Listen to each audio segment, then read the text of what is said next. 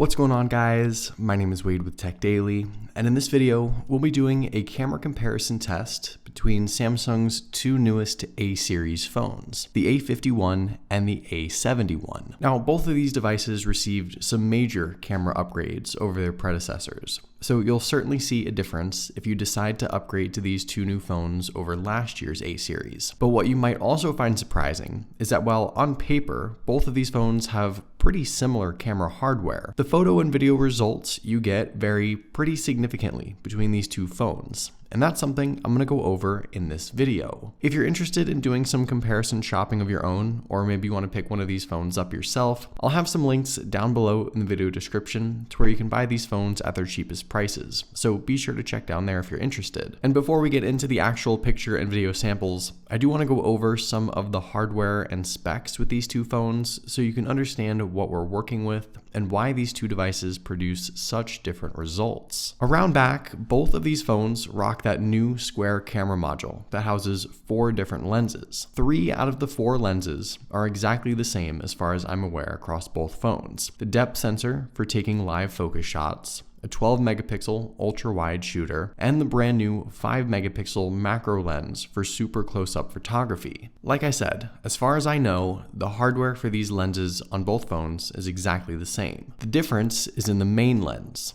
The A51 packs a 48 megapixel f2.0 shooter, while the A71 bumps things up to a 64 megapixel f1.8 lens. On paper, the A71 technically has the better hardware, and that usually means you're going to get better, sharper, more well-balanced images. It is fair to assume that, and you'll see that when we get into the side-by-side comparisons. But what you'll also come to find is that not only are pictures and video vastly different from the different main lenses on each phones, the image and video results are also different across the other lenses that are supposedly exactly the same hardware. Wide angle, macro, and live focus shots vary between these two phones, even though supposedly the camera specs are the same. And I believe the reason those results differ too is because of the varying internal components that power these two phones. The A51 has an Exynos 9611 chip, while the A71 has a more powerful Snapdragon 730. There's more RAM in the A71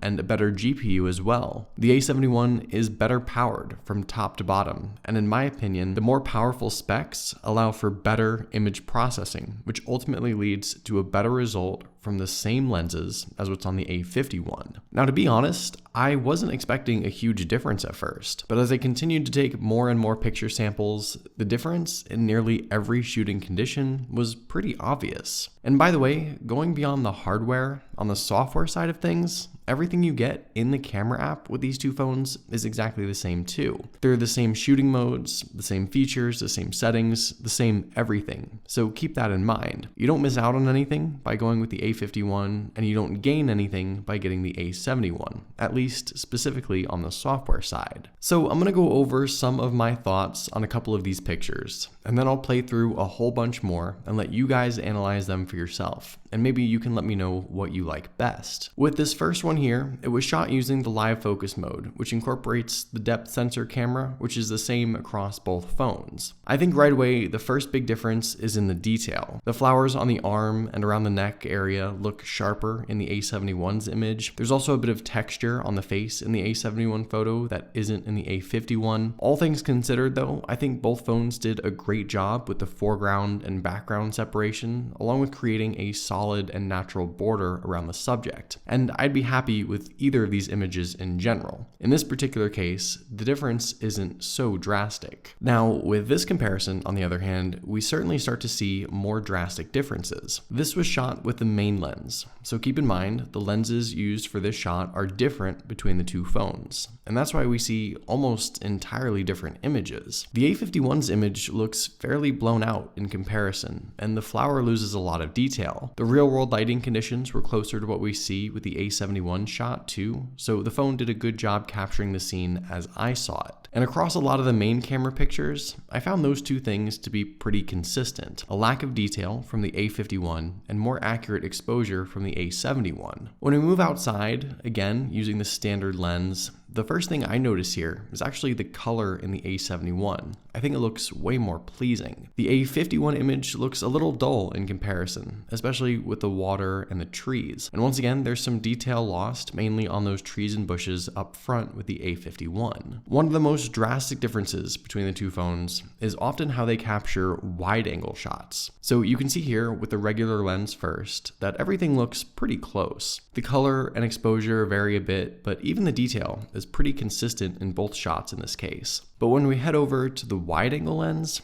the A51, I think, really misses the mark in comparison. I'm not really sure what's happening here, but the shadows become so exaggerated. Details are gone, and the difference between the two pictures is really significant. And this was a pretty common theme, specifically with that wide-angle camera. The A51 tended to go so dark, with the shadows becoming almost like dark spots in the image. I can't really explain it, unfortunately, and this is going to sound like a bad pun, but it's sort of true. Wide-angle pictures between the A51 and A71 are like night and day. When the lights do go out and we start to use night mode, this is actually where things sort of get mixed up a bit. Both phones do pretty well in the dark, but half the time, the A51 will seemingly overexpose and overbrighten the nighttime scene, while the other half of the time, it's the A71 going a bit too bright. In general though, I can still appreciate the decent results you do get when shooting in night mode with these two devices. It's just a little weird how consistently inconsistent the results are. One last thing before I leave you to enjoy some more pictures, the front-facing cameras on these two phones are supposedly the same too, but I don't know that I'm convinced by that. First off, the camera cutouts are different sizes. The A71 appears to have either a larger cutout with more bezels or more space for the lens, or a larger lens entirely. But the spec sheet says they're supposed to be the same. I don't really get it. And the results are once again crazy different too,